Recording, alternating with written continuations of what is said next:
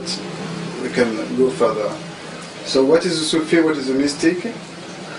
But to my mind, a mystic is one who opts for God as the top priority of intellectual curiosity and maintains that priority by remembrance continuously as ordered and suggested by God, and also fights within and without and tries to acquire a balance within himself and without. Okay.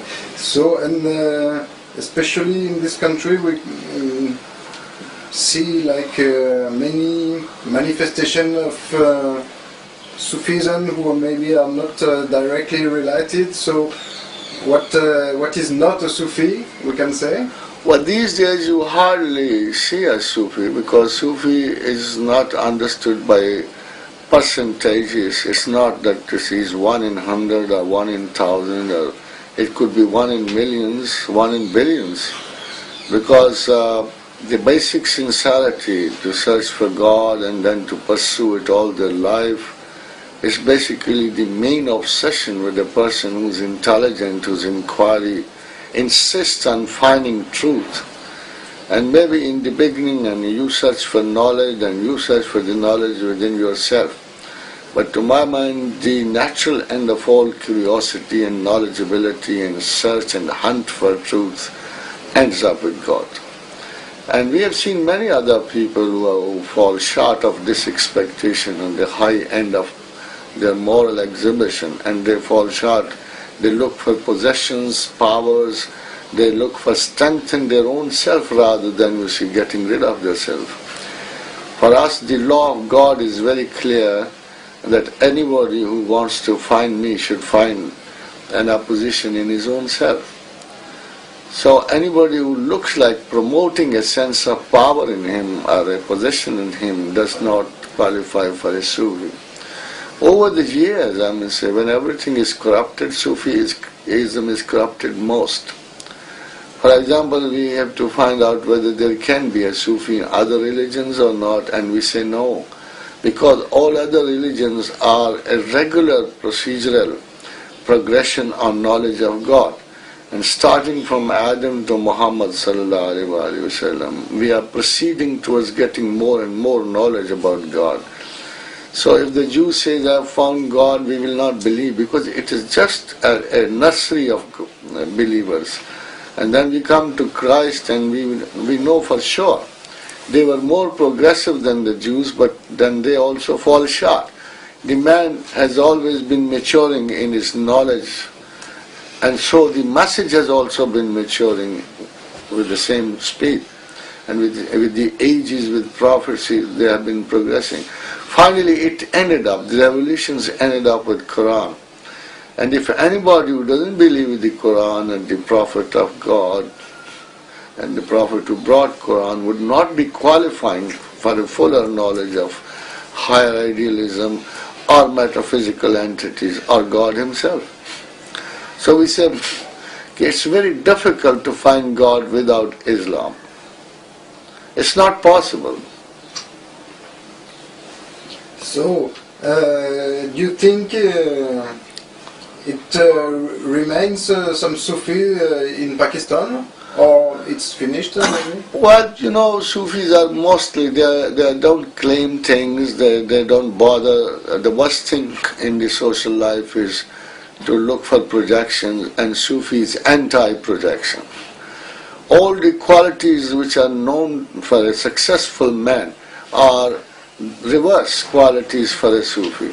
So you will not find him in public. Exhibiting himself, he's not an exhibitionist, he's not a narcissist.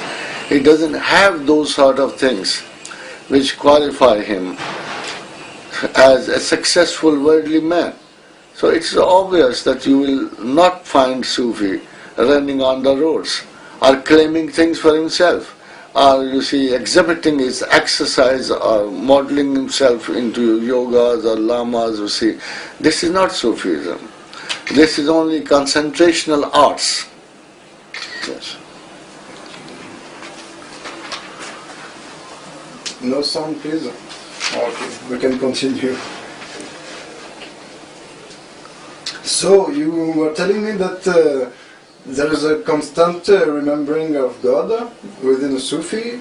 So what kind of particular relationship or attitude has a Sufi with God?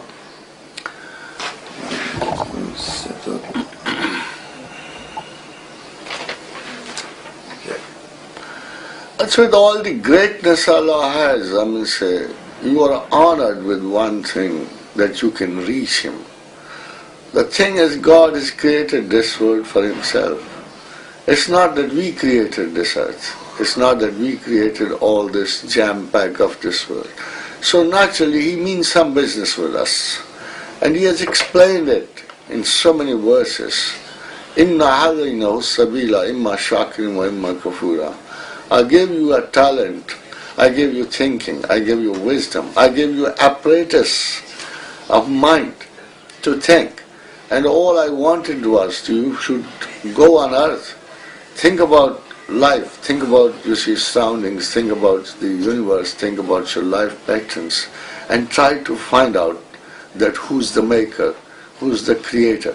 And you should develop greater love for Him rather than anything. Because it will be absurd to look for things below God's status as gods.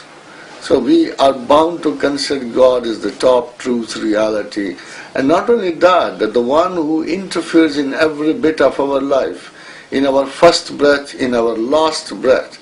He gives us honor, He gives us dishonor. He gives us children, He gives us parents. And when everything is given by God, who is such a wise man who will be considering God as lesser importance? And you know what's our fault is very simple. This fault lies with all human beings.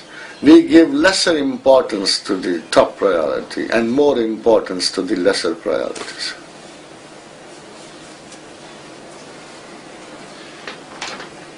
Okay, so in this way of, I mean, is this mainly? I mean, this attitude will be some love attitude, fear attitude, respect attitude with God. It's basically love, because basically the attitude has been made very clear in the Quran. Do remember me like you remember your parents, your fathers, your kith and kin, your sweethearts and whatever it is. But do it, remember me a little more. And He needs a preference over all His created things. But the first principle lies in mind, not in heart, you see. You have to analyze things. You have to see who's more important for you in the entire life. For a short period, you can have your priorities different. For a student goes to college, university, and you say, education is the top priority. Then you come and you say, now marriage is the top priority. Then you say, job is the main priority. Then after retirement, you say, now the rest and the pension is perhaps the top priority. But the fact is very different. There is a priority of a whole life also. It's not partial priority, it's the total priority. When we consider the whole life of a human being and we say, he came here for God and he should know God and he leave this earth with a knowledge of God and with a faith in God. This is what Sufi does right from the very beginning. He sorts out the priorities of life. He arranges. He knows what is more important, what is less important. And he passes through this earth like a, traveler. Maybe things are very beautiful in the way. We are not supposed to reject things. We are not supposed to refuse. We are supposed to create a balance in our desire, whereas the strongest desire is for the truth, for God and for reality, and the lesser desire, when we come back from after finding out the truth in our mind, then we go to the lesser. God doesn't refuse us any love for women, or love for children, or love for family, love for country. He doesn't refuse us any facility. He gave all these facilities.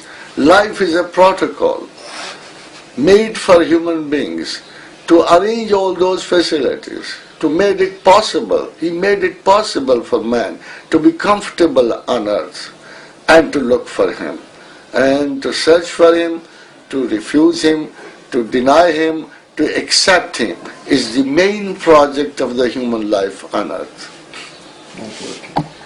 Say of the Sufi path. Is there say of the Sufi path?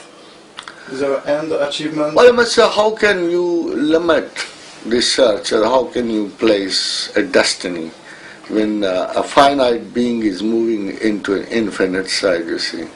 So there is no destiny. It's a continuous movement of mind and heart into the infinite. So I don't think anybody can say there is a destiny or an end of going towards God. All I know is that you keep on living. A man who stops thinking creates a kind of a citadel for him, a kind of a barrier for him. But a man who thinks about God, who's constantly thinking about God, keeps on moving till his life, till the last breath. And he is in progress. And that's what we feel like. Everybody stops somewhere. People who do not have the God as the end in his mind, who do not think about the ultimate or the total reality, they stop somewhere in the way. Maybe somebody dies with the woman he likes, and somebody dies with the office he has created, and somebody dies with a lot of money he has created. He doesn't have the time to use it and dies of a heart attack, you see. But a man who lives with God lives till the last breath of his life. So there is no end, no particular end when you are moving with God. You keep on thinking, progressing, you keep on achieving some new phase of thought. Every day you are in a new thought, in a new mood, and a new creativity. So God is creating everything in all moments, you see. So you keep on also creating within your own self. And all mysticism is outgrowth.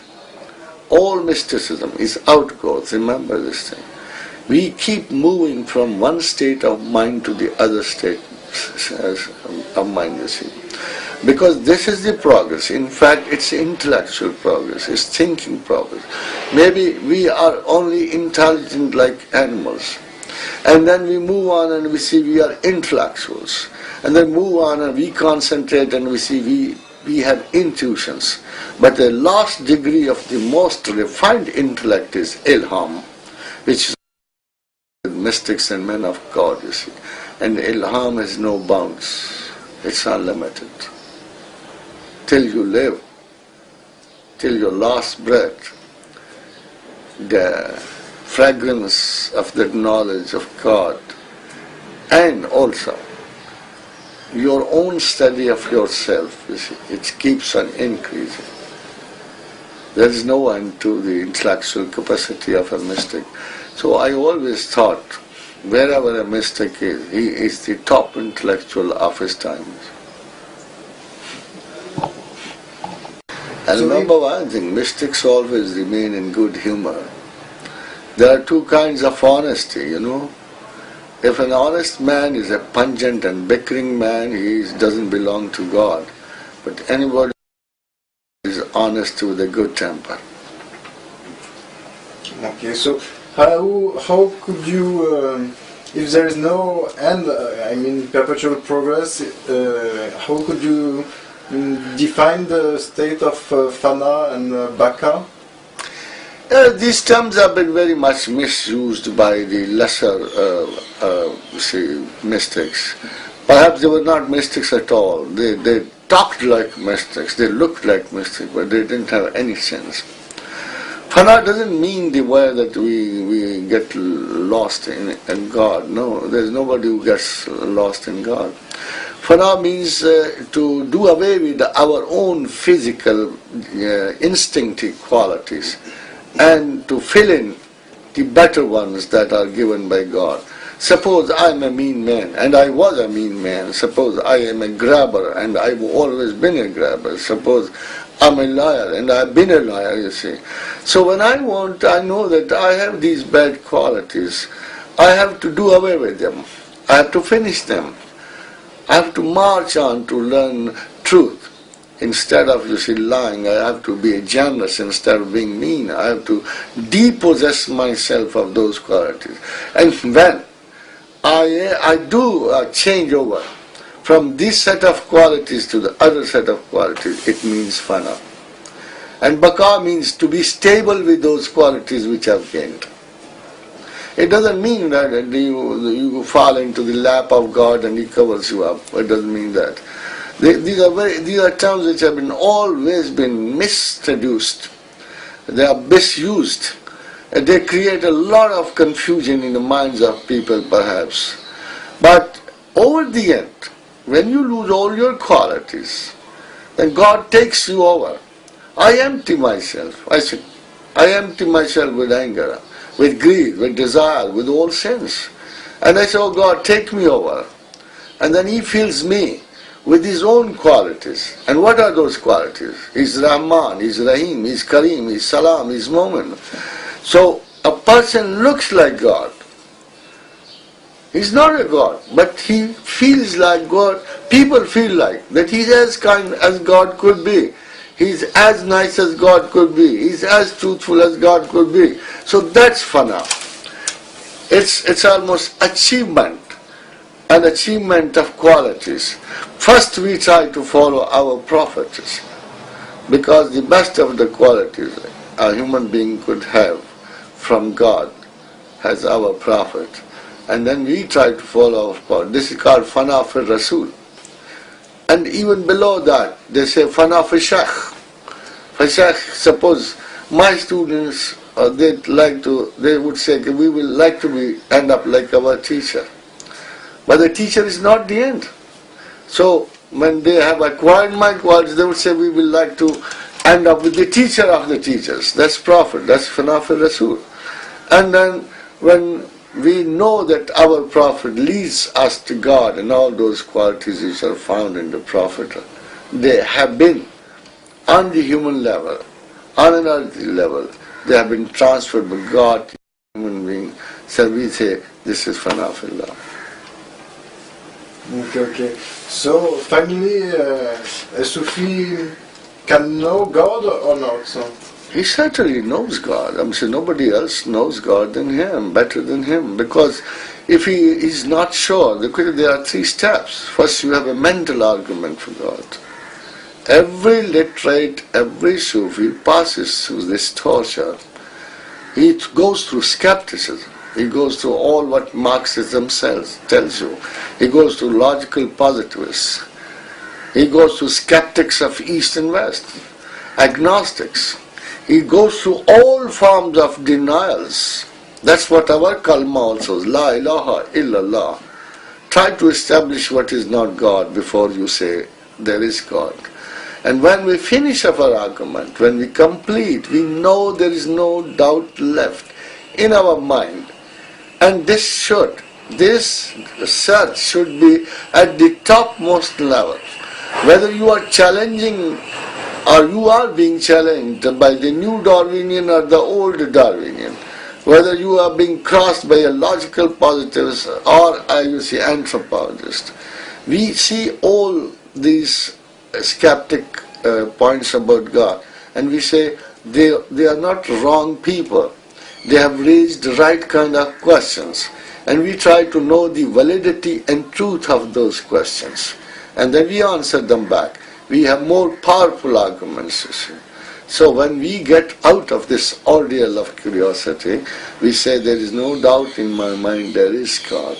And then we try to get closer to Him. That's mysticism. That's mysticism. Once we have found God, once we are very sure about God, when there is no doubt left about His existence in my heart, when I've analyzed every criticism against God, and I've got over it, I've solved this old sphinx, then I go ahead and say, now Almighty Lord God, now that I've found you, I like to be with you. That's mysticism. Another start. We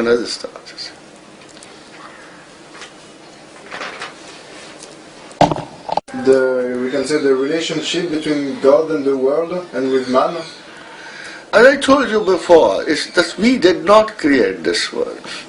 And we have not come out of an accidental combination of amino acids. It was meant to be so. You see, the sun would not have been at such a place if it had not been set by God. We say about 10 millions round this, it would have burnt us up.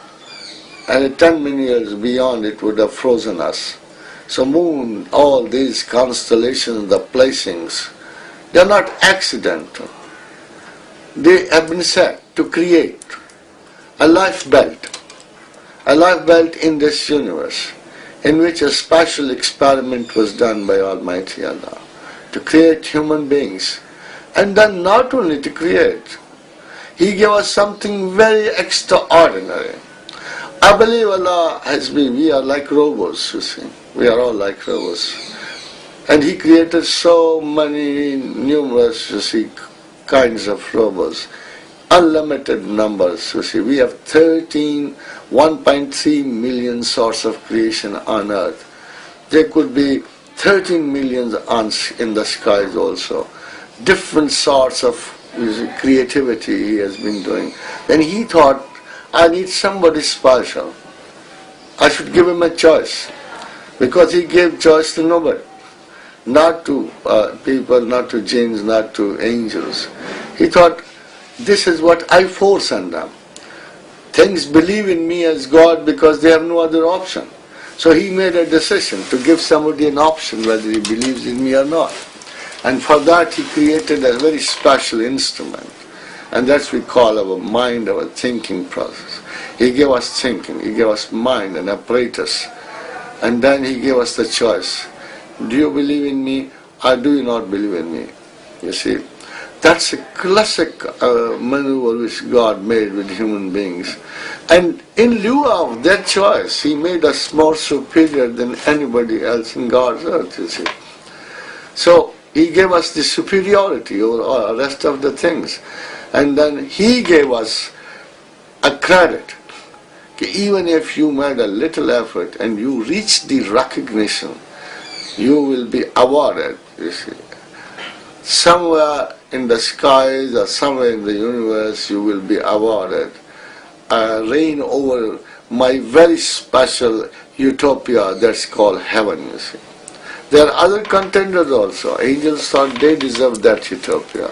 And jinns thought they deserved that utopia. But ultimately the man was chosen for that utopia, which is called Jannat. Jannat is not imaginary. As we know, immensity of the universe around us, billions and trillions of stars, it's not a simple idea.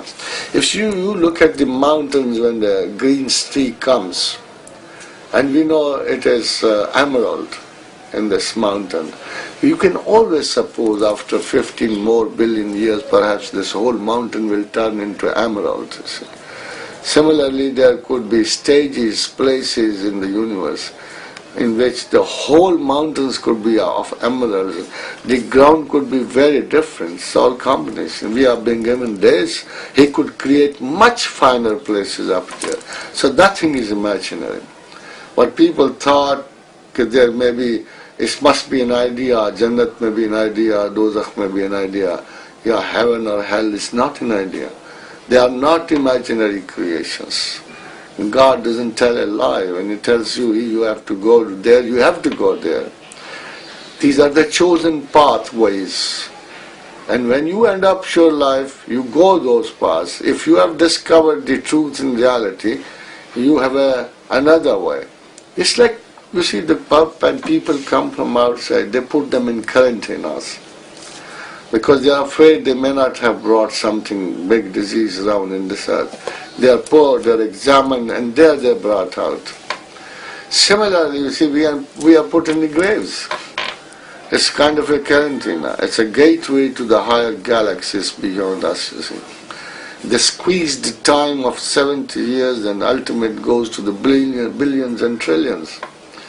So the way is very clear. It is well understood means and matters. But the job is also very clear. Over here, all these things you do and you enjoy, and you don't say we live once. We only die once over here. If we are dead, we are dead. If we have learnt our lessons, we are not dead at all. So we live for centuries, not for centuries, for trillion years of years. Unimaginable vastness of life is ahead. So nobody should take this life casually, only for life. They should understand they have a big choice to live eternally or to die eternally, or to burn eternally, or to suffer eternally. Between, you can say the mystics of ecstasy and sobriety? These are two states of mind. But you can start, some people have very strong nervous system. Some people have less strong nervous system. Some people have very vast knowledge ability. Some people have a lesser grade of that knowledge ability. Some people can, I would say, the control of your feelings. It's a difference between human chemistry. Maybe they all look for God, but some people cannot possibly tolerate. Their chemistry gets short of those higher limits of understanding. So those people who are stuck right way and they are not capable of overgrowth, they are called majzub. They are for God, and they are known as saints of ecstasy. They are like majzub. But he's not allowed to talk because he will see a lot many things which other people don't see. Their sensory perceptions go to a maximum extent, and they can have visitations. They can see the film rolling on, who's coming, who's going, and what is future, what is behind, you see. But they are not allowed to express because Allah, this is not Allah's way. Normal people have normal way of living. This is odd. So saints of ecstasy are excluded from the society. Or the other way, those people who learn, who teach, who are capable of conceiving an idea fully, who perceive the truth, and then they are capable of teaching also. They are better people, certainly. They are known as saints of sobriety. Okay. Like the different tariqa exercises, I was heard about zikr, fikr, muraqabah, mujahida, and the Sufi way. Well, I would say these are patterns. These are patterns and manners which few people have adopted. They thought they were better. But in fact, you see, all tariqas are one and the same. How can you separate a man of God from another man of God, except for his rank? I must say, we start all together. Maybe I must say Shaykh Abdul Qadir Jilani, Khaja Muinuddin Chashti Ajmeri, Khaja Faridun Ganj Shankar, all these people start as the same simple human beings with a very, very strong desire for God and for love, you see. Now, you see, there can be no difference between these people. It's not there. No man of God is jealous of another man of God. They are brothers in the same profession, of the same trade. So they love each other. According to the verse of Quran, you see, وَالَّذِينَ آمَنُوا أَشَدُّ حُبًّا لِلَّهِ. These people love each other for God's sake, you see. So no difference. But the people who came after, they created all these differences. They created all this mannerism in them, you see. You can be balanced and you can move without any concentration towards God, you see. It depends on your mind, the way you choose, what kind of a method. Suppose I feel hungry. And my way of removing hunger would be that I would eat less. I would eat less, according to the Prophet. I would say, okay, I will not eat full. Maybe I distribute my food to somebody else, to a brother of mine, and I ask, okay, my brother should eat with me, and that I should not eat full stomach, I should remain on this side. The other person say, no, I should starve so that I could get over of this hunger. Now starvation is a harder way. 1 day, 2 days, 3 days, and he will persist. They were some very strong-willed people. They knew they had certain force which could not go without hard exercises. But People like me, very weak, say, we were very small people and we thought we should only love God more. When I think my body makes a fault, I say I should love God more. I try to compensate things with love of God rather than, starving my own self. Because as according to Mahatma Siddhartha Buddha, even after 12 years of tapasya, he said it doesn't lie in killing your body. It doesn't lie in starvations. It doesn't lie on hanging yourself on the 20,000 heights of Himalaya. It lies in understanding. So we use our mind rather than starving ourselves. People have their own means and methods, but not all of them turn Sufis out of those means and methods. And as Quran said, these people have taken to the harder way of understanding reality and truth. And some of them got through. Most of them fell apart. So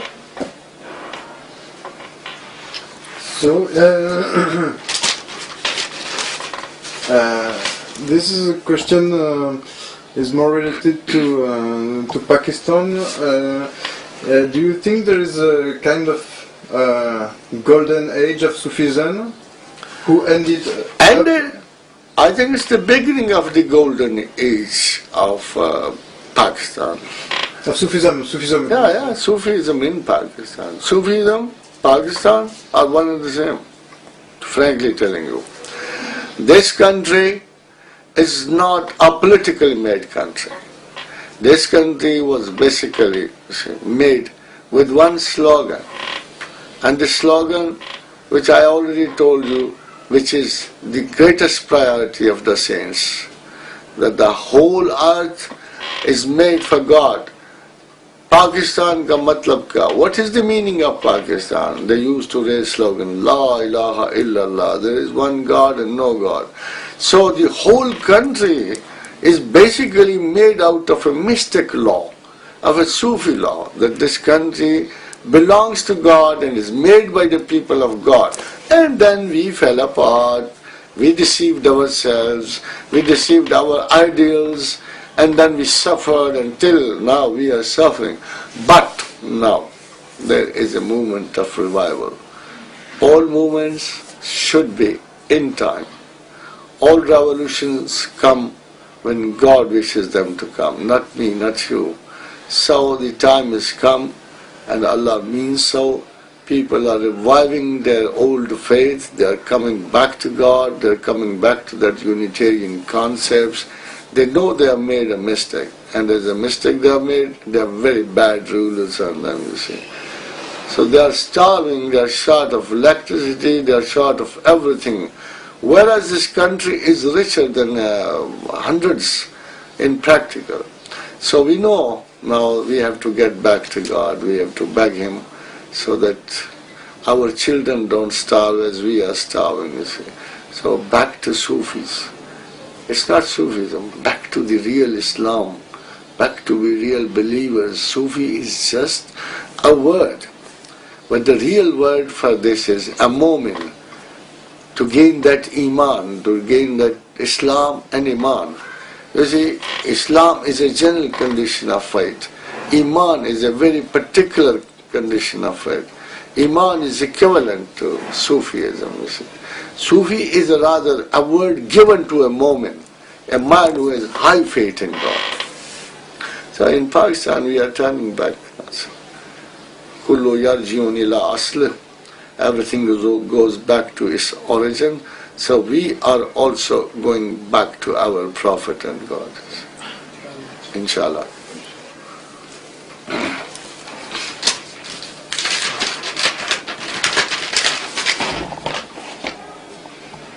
You are looking for harmony outside. Harmony is a basic law. When you go to search and look for something, if you are divided within heart and mind, if you get divided in actions also. So this is the basic thing a Sufi gains in this search. That is heart and mind. They coordinate, they correlate, they reunite in their wishful thinking. It's not that only mind thinks of God. Basically, the basic emotion gets out of the heart. It burns for God. It wishes for the truth. That's how the mind also in the beginning does not agree, but finally it also moves along. So this is absolutely a very fair balance of mind and heart that leads you to God. It's not half mind or half heart. It's a full heart and a full mind. And now again, the basic approach is not illiterate. Illiterate has no way towards this. But illiteracy are of two kinds. That's academic illiteracy. Maybe he's not PhD, not postgraduate, nothing at all. But still he is very much literate about his inner self, you see. The knowledge of self, all this knowledge which is unearthed in degrees, in class-wise, engineering, medicine, this is vocational knowledge. You mean to earn out of these all professions. And all knowledge is for professions. Even an artist makes a picture for earning money, you see, for recognition of money. So we say there's only one pure knowledge. The knowledge which is looking for the ultimate truth, which is not rewarded by any earthly king or queen. It's only rewarded by God, I must say. Rest of all branches of knowledge lead to vocational and professional achievements, and this bit of understanding only leads to the ultimate heights of truth. And this is basically mental, no illiteracy. Even God, I must say, curses rather, and blames those people and feels, you see, very strongly angry about those people. Inna sharad dawwab indillah sumun bukmun lazina la yakinun. The worst people are you see, amongst humans are those who do not think and do not consider our ayat as worth their mind. They do not think at all. They just blindly have faith in God. He doesn't like blind faith, you see. Again he says, لِيَهْلَكَ مَنْ هَلَكَ عَنْ بَيِّنَةٍ. Anybody who dies because of a bad argument. He dies because of a wrong argument. And anybody who lives with a good argument. So Allah is all for knowledge, for argument, for constantly thinking. And He created us for thinking, not for just, you see, like animals. That's the difference between us and the animals. Animals have a blind faith, we do not have. What is the relationship and you can say the work between you can define the nafs, the qalb and ruh? Well, many things have been said about all. Actually, when you don't know a thing, you always pass a confusing statement about those things. When people didn't know much about nafs, they said it is the greatest enigma in the history of mankind. What is nafs, you see? But it's not. It wasn't difficult. Nafs is actually the basic packet of your instincts. When they get together, they create a self, and that's nafs. And qalb, I think, is a place, is a very equibalanced place where wisdom and nafs both act. It's a place. If I don't have a place for anger in my heart, I won't get angry. Even the Satan works very hard with me. So we provide him something from inside. So there, it's a kind of a land in which he casts his seed. So if the heart is a place which lives with God, it only remains happy with God. But when it is not with God, it's a land of all, you see, mischief. So everybody can come and put some wrong in it. So as I told you, when the things go correct, qalb, nafs, from a bad way of thinking, he moves on into وَنَفْسٍ وَمَا سَوَّهَا فَأَلْهَمَهَا فُجُورَهَا وَتَقْوَاهَا. God has created everything in balance. Even nafs has a 50% of wisdom and 50% of the satanic impressions, you see. So when they get balanced, heart gets balanced, even ruh gets balanced. But when it gets corrupted, heart gets corrupted, even the spirit gets corrupted, and you go to hell. That's simply. When these are, you see, impaired, when they are not properly functioning, they are not fulfilling the purpose of their creation, they go to hell. And if they succeed in knowing themselves, even a particle of faith will not die at all, you see. Even a particle of faith can take you to heavens if you are sincere. So basically there is no big difference. Mystics use this word for facility. They don't have any, worthwhile explanation what is heart and what is this. Maybe a teacher explains it metaphysically, the other mystically, the third one may see scientifically. And basically they use these words and phraseology for explaining certain conditions of mind. So nafs is a word which is used for all negative qualities of man. And qalb is a name which is used for a balance sheet which has 50% both. And ruh is used for the utmost purification of life. These are three mental conditions. Well, I have never found a difference between ruh and nafs and all this, because to me they all work together. Okay. This way or that way. Yes. There's a continuum, in fact. This is a kind of continuum between them. Yeah, but sometimes there is a contradiction. Your mind wants something different, and your heart wants different. This happens with everybody, you see. But those contradictions are ultimately solved when they converge on a decision. They have to reach a decision. If they are not coming to compromise, that man will be considered to be very indecisive. So naturally they have to come to a decision. The moment they come to a decision, the heart and mind, suppose the heart wants to eat and the mind forces him not to eat. But normally, I must tell you one thing, heart rules. Normally. Wishes rule. Normally, desires rule. Emotions rule. And the center of all these blind forces is not mind. Mind is a computer. In a half a second you give a feeling to the mind and it intelligently interprets it, gives it clothings, gives it words, makes a sentence, expresses a desire. But basically the emotion is born in heart. Okay.